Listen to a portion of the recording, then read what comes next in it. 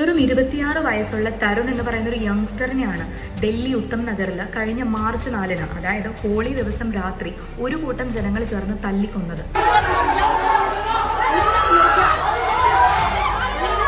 അതിന്റെ കാരണം എന്താണെന്ന് കേട്ടപ്പോൾ ശരിക്കും എനിക്ക് അബ്സേർഡ് ആയിട്ടാണ് തോന്നിയത്.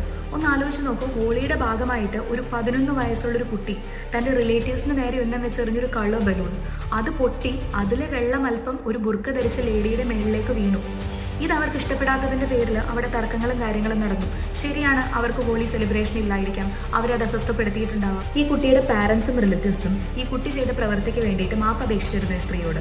ഈ സ്ത്രീ അവിടെ നിന്ന് പോയതിനു ശേഷം ഇവർ വിചാരിച്ചത്, തരുണിന്റെ ഫാമിലി വിചാരിക്കുന്നത് പ്രശ്നങ്ങളെല്ലാം കഴിഞ്ഞു എന്നതാണ്.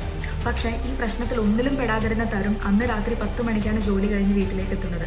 ഈ വീട്ടിലെത്തുന്ന സമയത്ത് രാവിലെ പ്രശ്നം നടത്തിയ സ്ത്രീ തന്റെ കുടുംബക്കാരെ കൂട്ടി ഇവിടെ വന്നു. ആൻഡ് ഇവർ തമ്മിൽ ആർഗ്യുമെന്റ്സ് ഉണ്ടാവുന്നു. അതിനുശേഷം തരുണിന്റെ ഫാമിലിയെ ബ്രൂട്ടലിയാണ് ഇവരടിച്ചത്. ഈ അടിപിടിക്കിടയിൽ തരുണിന് ഒരുപാട് മേജർ ഇഞ്ചുറീസ് സംഭവിക്കുകയും പിന്നീട് ഹോസ്പിറ്റലിൽ വെച്ചിട്ടാണ് തരുൺ മരണപ്പെടുന്നത്. ഇതിൽ 10ഓളം പേരാണ് തരുണിന്റെ ഫാമിലിയെ ടാർഗറ്റ് ചെയ്ത് അറ്റാക്ക് ചെയ്തത്. അതിൽ വെറും 4 പേരെ മാത്രമാണ് ഇതുവരെ പോലീസ് അറസ്റ്റ് ചെയ്തിരിക്കുന്നത്. തരുണിന് ജസ്റ്റിസ് വാങ്ങിക്കൊടുക്കുക എന്ന് പറയുന്നത് എന്റെയും നിങ്ങളുടെയും ഉത്തരവാദിത്വമാണ്. ഇപ്പോൾ തരുണിന് വേണ്ടിയിട്ട് പ്രൊട്ടസ്റ്റ് നടക്കുന്നത് ഡൽഹിയിലെ ലോക്കലൈസ്ഡ് ഏരിയാസിൽ മാത്രമാണ്.